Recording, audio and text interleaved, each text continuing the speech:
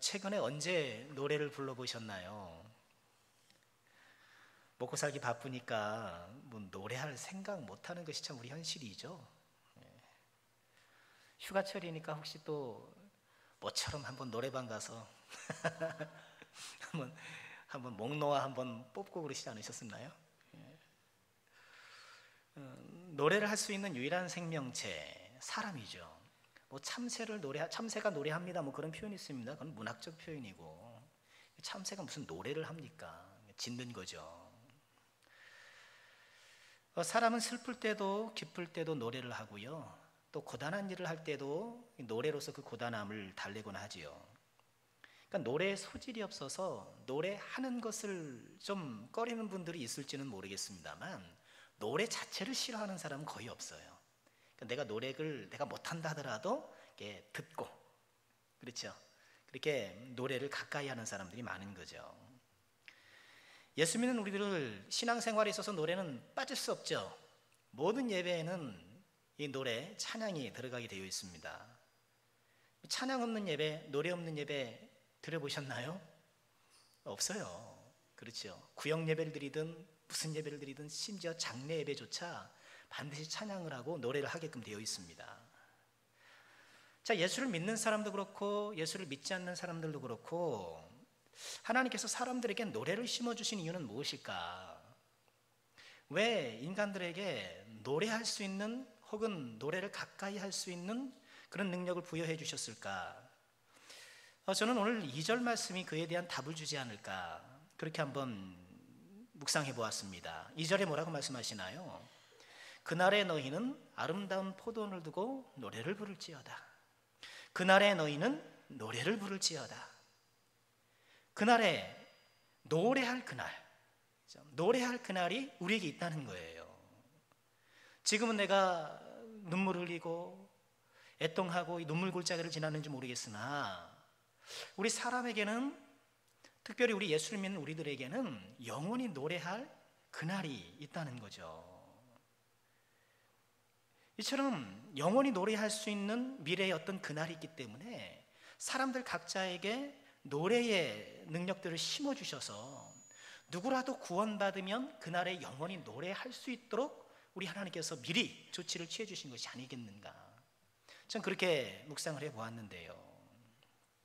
여러분, 그렇죠. 우리가 장차 구원받게 되면, 주님을 만나게 되면, 천국에 가게 되면, 또 부활하여서 우리가 부활체를 입고 영원한 삶을 살게 되면 그 삶을 이야기하는 그저 대표적인 그 삶의 방식이 뭔가요? 노래예요. 하나님을 찬양하는 거예요. 하나님을 예배하는 거예요. 그리고 그날의 노래는 다만 그날에 끝나는 것이 아니라 이미 오늘을 사는 우리에게 시작되었죠. 여러분, 우리가 그것을 믿는 거잖아요. 여러분, 성령의 구원의 첫 열매잖아요. 성령의 구원의 첫 열매라는 것은 내가 성령을 통해서 이 죄악 많은 세상을 살아가지만 성령을 통해서 우리가 영적인 기쁨을 맛보잖아요. 그건 우리가 장차 그날에 누리게 될 기쁨을 예고적으로 미리 맛보는 거예요. 첫 열매로서 맛보게 되는 거예요. 그와 마찬가지로 우리가 이 눈물골짜기 같은 세상을 살아가면서 찬양하고 노래하는 것도 장차 우리가 영원히 찬양할 그날을 미리 예고적으로 맛보는 거예요. 예행 연습하는 것이죠. 오늘 말씀은요, 영원히 노래할 그날을 우리가 예수 안에서 보장받았고, 그렇죠? 그 보장받은 영원한 노래를 이 세상에서 앞당겨 맛본 우리들에게 지금 그리고 영원한 그날에 노래할 이유를 소개해 주고 있다는 거예요. 왜 우리는 하나님을 찬양하면서 노래하게 될까? 세 가지로 정리할 수 있는데요. 첫 번째 이유는 오늘 말씀을 통해서 우리에게 전해주시는 우리가 지금 그리고 영원히 노래할 첫 번째 이유는 우리에게 은혜를 주시기 때문이에요. 우리 3절 말씀 한번 보실까요? 나 여호와는 포도원 지기가 되며 때때로 물을 주며 밤낮으로 간수하여 아무든지 이를 해치지 못하게 하리로다. 여러분, 오늘 말씀 우리가 짧게 읽었습니다만 오늘 말씀은 하나님의 백성 이스라엘을 포도원으로, 그리고 하나님은 그 포도원을 가꾸는 포도원직으로 이렇게 비유하고요. 자신의 포도원을 성실하게 돌보시는 그런 하나님 우리에게 조명해 주고 있어요. 그런데 이 오늘 말씀은요, 이사야 5장에 나오는 포도원 노래를 떠올리게 해요. 그리고 서로 비교하게끔 그렇게 우리를 인도해요. 여러분 잠깐 성경을 앞으로 가셔서 이사야 5장을 한번 보시겠습니까? 이사야 5장에도 포도원 노래가 나오는데요, 우리 유명하다면 이사야 5장이 더 유명하기는 한데, 자, 어떤 포도원 노래인지 한번 보겠습니다. 이사야 5장 1절입니다. 제가 한 7절까지 차근차근 읽어보겠습니다. 나는 내가 사랑하는 자를 위하여 노래하되 내가 사랑하는 자의 포도원을 노래하리라. 내가 사랑하는 자에게 포도원이 있으며 심히 기름진 사내로다. 여러분 과소는 보통 언덕 위에 있잖아요. 그런 것처럼 이 포도원을 이 언덕, 이 산 위에다가 아주 기름진 곳에 이렇게 마련을 했는 모양이에요. 2절에 보면 땅을 파서 돌을 제하고, 땅을 개간하고 돌을 제하고 뭘 심었어요? 극상품 포도나무를 심었다. 그리고 그 중에 망대를 세웠고, 우리로 치면 원두막을 세웠고, 지켜야 되니까 포도를 허무는 작은 여우를 방지하기 위해서 이걸 지키는 원두막을 세웠고, 또 그 안에 포도주를 수확할 수 있는 술틀을 파고, 그런 다음에 뭐예요? 좋은 포도열매, 포도맺기를 바랐더니 어떻게 됐습니까? 들포도를 맺었도다. 이게 지금 노래예요. 우리는 지금 산문형으로 되어 있습니다만 은율이 갖춰져 있는 노래예요. 3절 보시죠. 예루살렘 주민과 유다 사람들아 구하노니 이제 나와 내 포도원 사이에서 사리를 판단하라. 사리를 갖고 한번 이걸 판단해 보시오. 내가 내 포도원 위하여 행한 것 외에 무엇을 더 할 것이 있으랴? 포도원에 대해서 충실하게 했다는 거예요. 내가 좋은 포도 맺기를 기다렸거늘 들포도를 맺으면 어찌 됨인가? 이제 내가 내 포도원에 어떻게 행할지를 너에게 이르리라. 내가 그 울타리를 걷어 먹힘을 당하게 하며 그 담을 헐어 짓밟히게 할 것이고, 내가 그것을 황폐하게 하리니 다시는 가지를 자름이나 북을 두드지 못하며 찔레와 가시가 날 것이며, 내가 또 구름에게 명하여 그 위에 비를 내리지 못하게 하며, 무릇 만군의 여호와의 포도원은 이스라엘 족속이요 그가 기뻐하시는 나무는 유다 사람이라. 그들에게 정의를 바라셨더니 도리어 포하기요 그들에게 공의를 바라셨다더니 도리어 부르짖음이었도다. 이렇게 말씀을 하세요. 자, 이사야 5장의 포도원의 노래는 포도원지기가 포도원에 필요한 모든 시설들을 갖추었다고 얘기를 해요. 그리고 극상품 포도나무를 심었지만 이 들포도를 맺고 말았어요. 그것을 고발하는 내용이에요. 포도원지기의 성실한 노력에도 불구하고 끝내 들포도를 맺은 이 포도원의 울타리를 걷고 황폐하게 하리라, 뭐 그런 말씀이잖아요. 반면에 오늘 말씀은 포도원지기의 성실한 노력을 통해서 6절 말씀에 보면 뭐가 나와요? 뿌리가 나오고 음이 나오고 꽃이 나오고 열매를 맺고, 이렇게 1절에 나오는 표현처럼 아름다운 2절이군요. 아름다운 포도원이 되었다는 거예요. 자, 이사야 5장, 우리가 읽었던 이사야 5장은 포도원지기의 노력에도 불구하고 들포도를 맺은 이 포도원에 초점이 있다면, 이 포도원을 봐라 이거예요. 포도원, 이 못난 포도원은 봐라. 포도원에 초점이 있다면 오늘 우리가 읽은 말씀은 그런 포도원임에도 불구하고 포기하지 않고 끝까지 가꾸시는 포도원지기 하나님을 보라는 거예요. 이사야 5장과 오늘 말씀이 포도원 노래이지만 내용도 다르고 이 초점이 달라요. 여러분, 포도원이, 오늘 말씀에 나오는 포도원이 아름다운 포도원이 될 수 있는 까닭이 무엇인가요? 이건 포도원지기가 탁월하기 때문이에요. 포도원지기가 탁월하면 그 포도원이, 그렇죠? 잘 아름다운 포도원이 될 수 있는 거예요. 여러분, 우리 인생이 아름다운 인생이 될 수 있는 것은 우리 인생을 가꾸고 인도해 주시는 하나님 때문인 거예요. 여러분, 내가 어떻게 하면은, 내가 좀 어떻게 하면 내 인생이 이렇게 찬란할 것 같지만 아니에요. 우리는 포도원이에요. 우리를 가꿔주시는 누군가가 우리를 아름답게 만들어 주셔야 우리가 아름다운 것이지. 여러분, 내가 비싼 돈을 들여서 나를 꾸민다고 내가 아름다워지는 게 아니잖아요. 그렇죠? 내가 인간적인 수단으로 나의 능력으로 나를 아름답게 하는 것이 아니라 나를 아름답게 하는 누군가가 있다라는 거예요. 오늘 말씀은 포도원을 가꾸시는 포도원지기 하나님을 우리에게 소개해 주는데, 그 하나님이 포도원을 어떻게 가꾸신다는 거예요? 때때로 물을 주더라는 거예요. 이 포도원에 필요한 것들을 그때그때 공급해 주시는 거예요. 이 물로 대표되는 포도원에 필요한 것들을 공급해 주시는 것, 여러분 우리는 그것을 통칭하여서 뭐라고 그러게 합니까? 은혜라는 거예요. 우리는 포도원 된 우리는 뭘 받아야 사는 거예요? 은혜 받아야 사는 거예요. 그래서 우리는 주일 오전에도 은혜 받고 오후에도 은혜 받고 월요일에도 은혜 받고 수요일에도 은혜 받고 우리는 매일매일 은혜를 받아야 되는 거예요. 수련회 때 한번 두둑게 받았으니까 한 몇 개월 그냥 쉬어도 된다, 그렇지 않아요.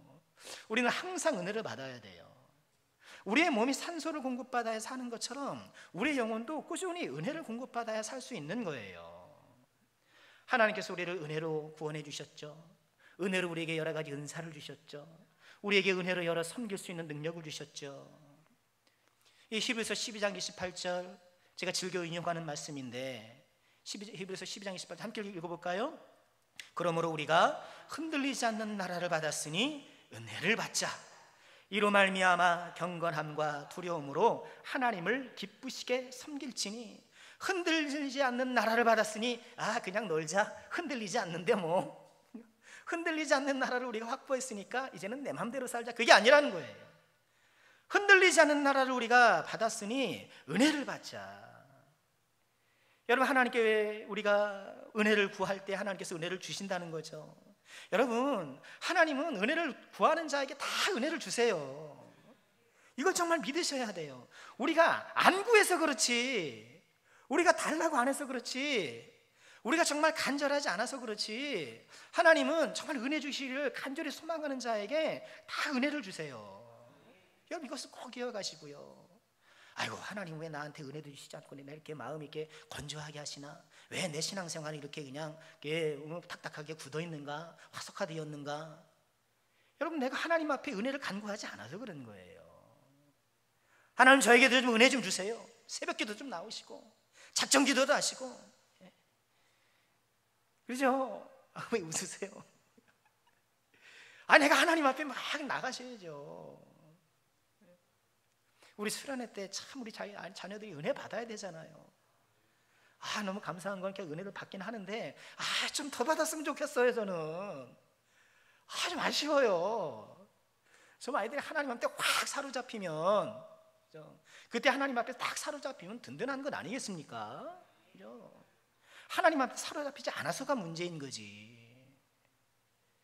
여러분, 우리가 하나님을 찬양할 이유, 우리가 오늘 이 땅에 그리고 영원히 그날에 하나님을 찬양할 이유는요, 이렇게 은혜 주심, 우리에게 구원의 은혜를 주시고 우리에게 섬김의 은혜를 주시고, 생각해 보시오, 모든 것이 다 은혜지. 다 은혜지.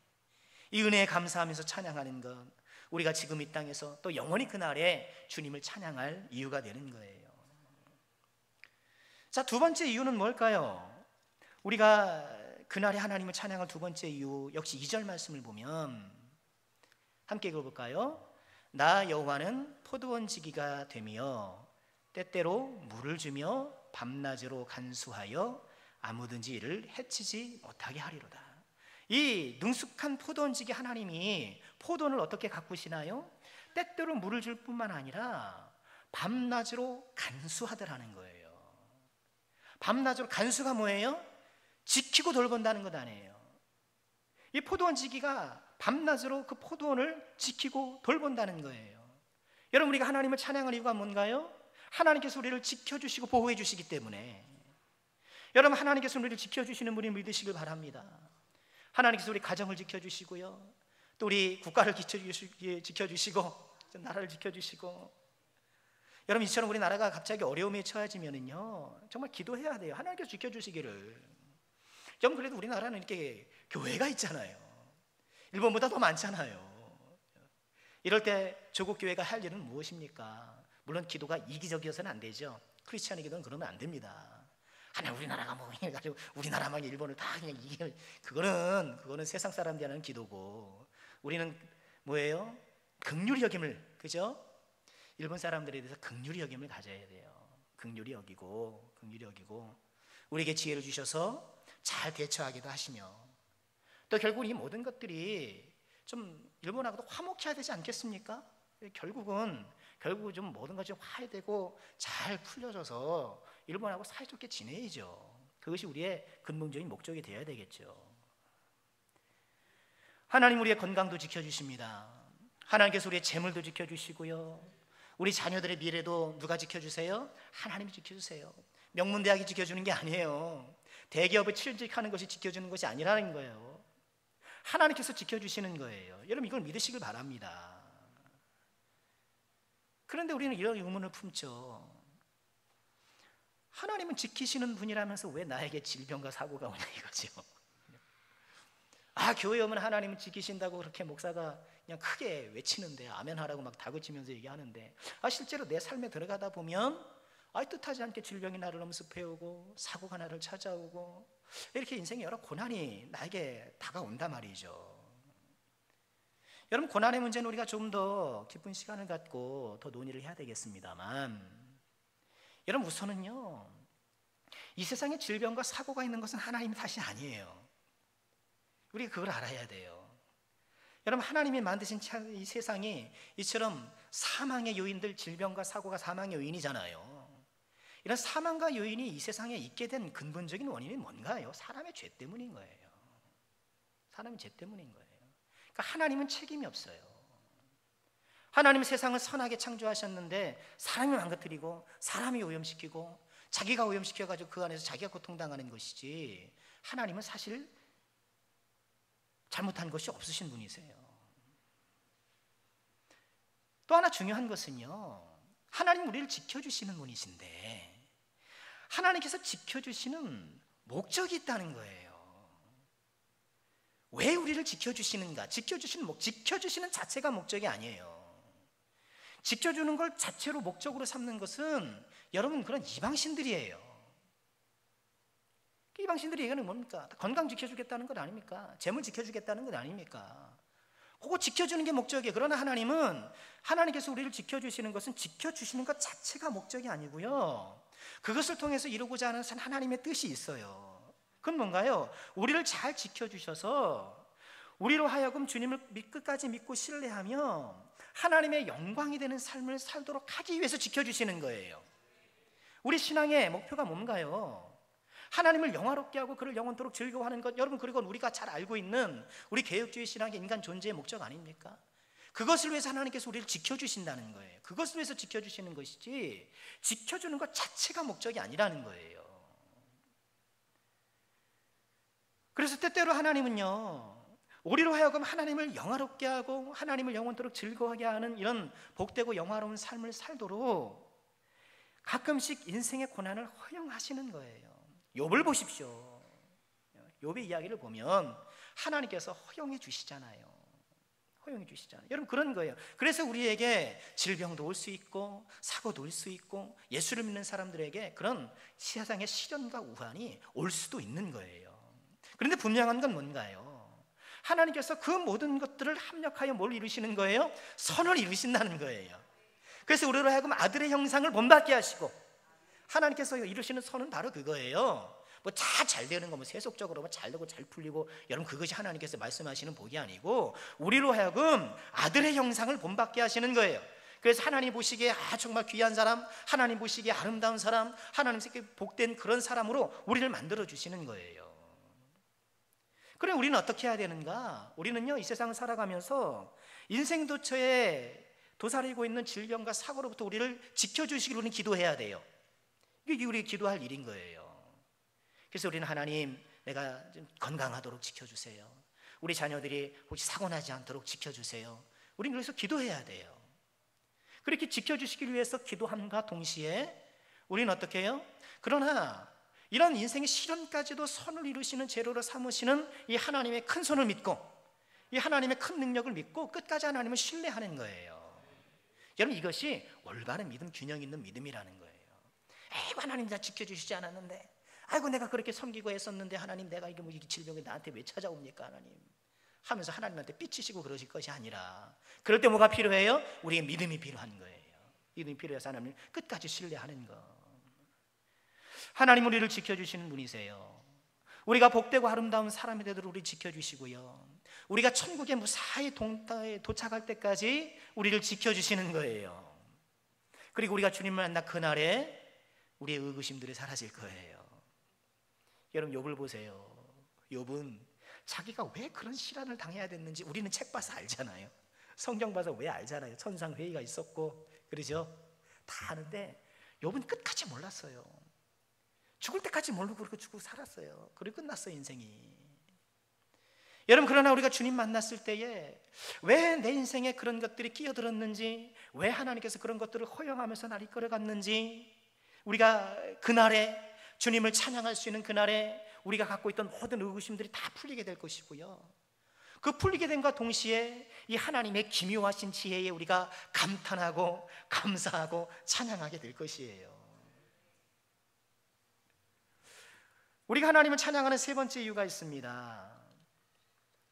지금 이 땅에서 그리고 영원히 그날에 우리가 찬양을 세 번째 이유는요, 우리 4절 말씀에 있는데요. 자, 4절 말씀 함께 읽어볼까요? 함께 합니다. 나는 포도원에 대하여 노함이 없나니 찔레와 가시가 나를 대적하여 싸운다 하자 내가 그것을 밟고 모아 불사르리라. 우리 하나님이 4절에서 선언하셔요. 포도원지기 하나님은 이렇게 선언하시는 거예요. 나는 내 포도원에 대하여 노함이 없다. 내 포도원에 대해서 나는 노하지 않겠다. 이렇게 말씀을 하셔요. 여러분, 그런데 조금 의아하지 않습니까? 우리가 아까 읽었던 이사야 5장에 나와 있는 포도원의 노래를 보면 우리 하나님 어떻게 해요? 이 포도원을 잘 하나님께서 돌보고 거기에다가 극상품 포도나무를 심었는데 들포도를 맺으니까 어떻게 하시겠다는 거예요? 담장을 다 울타리 헐어버려서 다 그냥 침범받게 하겠다, 짓밟히게 하겠다, 황폐하게 만들겠다. 아니, 그렇게 진노하신다고 얘기를 하시고, 아니 여기서는 또 진노하지 않는다 그러시고, 하나님은 진노하시는 분이세요? 안 하시는 분이세요? 헷갈리네요. 하나님은 어떤 분이신가요? 여러분, 우리는 이것을 어떻게 풀어야 할까요? 여러분, 모순처럼 보이지만 하나님께 모순이 있을 수 없잖아요. 자, 우선은요, 우리는 아까 우리가 잠깐 읽었던 이사야 5장과 그리고 오늘 읽었던 이 본문의 의도를 봐야 돼요. 의도를 봐야 돼요. 아까 말씀드린 것처럼 아까 5장의 초점은 뭐예요? 포도원에 있어요. 포도원. 극상품 포도나무, 그리고 온갖 설비를 갖추어진 그 포도나무가 기대에 어긋났잖아요. 이 어긋난, 기대에 어긋난 이 포도원에 초점이 돼요. 여러분, 포도원에 초점을 맞추면 그 포도원은 하나님의 진노의 대상이 돼요. 이것이 5장에서 보여주는 메시지 가운데 하나예요. 반면 오늘 말씀의 초점은 어디에 있습니까? 포도원 지기에 있어요. 하나님께 있어요. 그러니까 하나님께 초점을 둘 때에는 뭐예요? 우리는 진노의 대상이 아니라 하나님의 사랑의 대상이 되는 거예요. 여러분, 여기에 이 이사야 말씀에 중요한 메시지가 담겨 있는 거예요. 여러분, 우리 스스로가 나를 보게 되면, 나 스스로를 보게 되면 뭐예요? 우리는 하나님의 진노의 대상일 수밖에 없어요. 그렇지 않습니까? 내가 하나님의 진노의 대상이 아닐 자신이 있습니까? 우린 나 스스로를 보면 하나님의 진노의 대상일 수밖에 없고, 또 내 능력을 의지하고 내 힘을 의지할 때 여러분, 그것은 하나님의 진노의 대상밖에 될 수가 없는 거예요. 그러나 나를 향한 시선을 거두어서 하나님을 바라볼 때, 성실하신 포도원지기 하나님을 바라볼 때 우리에게 소망이 생기는 거고요, 거기에서 우리가 구원의 은총을 발견하게 되는 거예요. 이처럼 이사야 5장과 오늘 말씀의 이 포도원 이야기는요, 강조점을 달리하여서 우리 자신을 보게 되면 진노의 대상이지만 하나님을 바라보면 구원의 소망을 발견하게 된다는 그런 메시지를 우리에게 전해주는 거예요. 그러니 뭐 하라는 거예요? 나를 보지 말라는 거예요. 스스로를 의존하지 말라는 거예요. 누구를 의존하라는 거예요? 성실하신 포도원지기 하나님을 의지하라는 거예요. 그것이 이사야가 가지고 있는, 아니 모든 선지자가 가지고 있는 근본적인 메시지인 거예요. 또 하나님이 진노하시지 않는 이유를 찾아보면은요, 이사야 5장과 달리 오늘 말씀에서는 진노할 이유가 없어요. 왜요? 포도원이 이 성실하신 이 포도원지기의 노력에 부합하여서 좋은 열매를 맺기 때문에. 우리 6절 말씀 보실까요? 후일에 야곱의 뿌리가 박히며 이스라엘의 움이 돋고 꽃이 필 것이라 그들이 그 결실로 지면을 채우리로다. 뭐가 등장합니까? 뿌리가 등장하죠. 뿌리, 즉 싹이 났고 꽃이 피고 열매가 맺고, 여러분 포도원이 갖춰야 될 모든 것들이 여기 있잖아요. 뿌리가 단단히 박히고 싹이 나고 잎이 나고 열매가 나고, 여러분 그럼 됐죠. 지금 이처럼 이 포도원이 갖춰야 될 모든 것들을 마음껏 발산하면서 주님께서 기대하시는 그런 열매를 내기 때문에 이제 뭐 그 분노할 이유가 조금도 없으신 것이죠. 마지막으로 하나님이 포도원에 진노하시지 않는 이유를 찾아보면은요, 이거 가장 중요한데요, 포도원에 대한 진노가 충족되었기 때문에 그래요. 여러분 오늘 말씀을요, 이사야서를 내가 쭉 읽는다고 생각을 해보세요. 이사야서를 가만히 읽어보니까 5장의 포도원을 보니까 하나님은 진노하신 하나님이에요. 그런데 27장까지 쭉 읽다 보니까 하나님이 이제는 포도원에 대해서 진노하지 않으시네, 그렇게 발견하게 되겠죠. 왜 진노하지 않으시는가? 여기서는 진노했는데 여기서는 진노하지 않는다. 이거 무슨 하나님께는 모순이 있을 수 없는데, 하나님이 진노가 없는 게 아니잖아요. 거기서 어떤 생각을 하게 되면은요, 이 하나님의 진노를 뭔가가 충족시켰겠구나라고 생각하게 되는 거예요. 하나님의 진노를 뭐가 충족시켰구나, 뭔가 이 하나님의 진노를 누그러뜨렸구나. 신약의 이 복음적 관점에서 보면 하나님이 포도원이 아닌 다른 것에 그 진노를 감당토록 하셔서 포도원이 그 진노의 대상이 되지 않는 거예요. 이사야 53장에 우리 하나님이 그런 말씀을 주셨죠. 이사야 53장 5절에 이런 말씀이 있죠. 그가 찔림은 우리의 허물 때문이요, 그가 상함은 우리의 죄악 때문이라. 그가 징계를 받음으로 우리는 평화를 누리고 그가 채찍에 맞음으로 우리는 나음을 받았도다. 우리는 다 양 같아서 그릇 행하여 각기 제 길로 갔거늘 여호와께서는 우리 모두의 죄악을 그에게 담당시키셨도다. 여러분 이거예요. 포도원에 대해서 왜 진노를 안 하시는가? 물론 성실하신 이 포도원 지기로 말미암아 포도원이 좋은 열매를 맺은 것은 사실이지만, 이 포도원의 악행에 대해서 이 포도원의 죄악을 대신 담당할 그 누가가 있는 거예요. 여러분 이 사람이 누구인지 신구약성경을 다 갖고 있는 우리는 분명히 알고 있죠. 이분이 누구세요? 예수님이세요. 예수님께서 이 포도원이 맞게 된 그 진노를 본인이 감당하셨기 때문에 포도원에 대해서 더 이상 진노하지 않으시는 거예요. 여러분 우리에게 은혜가 있는 것 아닙니까? 21세기 하나님의 포도원으로 가꾸어진 저와 여러분, 우리에게는 뭐가 자유예요? 하나님의 진노로부터 우리는 자유해요. 하나님께서 우리에게 대해 진노하지 않으세요. 예수 안에 있는 우리들은요, 하나님의 진노의 대상이 아니에요. 꼭 믿으시길 바랍니다. 그래서 우리에게 구원은 확실한 것이고, 구원은 취소되지 아니하고 변개되지 아니하고, 우리에게 구원은 분명한 것이잖아요. 왜요? 우리가 담당할 죄와 허물을 우리 예수님이 다 가져가셨기 때문에, 우리 예수님께서 우리의 모든 죄와 허물을 대신 감당하셨기 때문인 거죠. 여러분 우리가 이런 하나님의 은혜에 찬양하지 않을 수가 없는 거죠. 사라진 진노, 사라진 형벌, 사라진 심판. 그래서 우리가 하나님을 영원히 찬양해야 될 이유가 되는 것입니다. 자, 오늘 포도원의 노래를 같이 한번 살펴보는데요, 우리에게 노래할 이유가 있다고 오늘 말씀 우리에게 이야기해 주고 있습니다. 지금도 우리가 하나님을 찬양하지만 그날에도 우리가 하나님을 찬양할, 지금 그리고 영원히 하나님을 찬양할 이유를 소개합니다.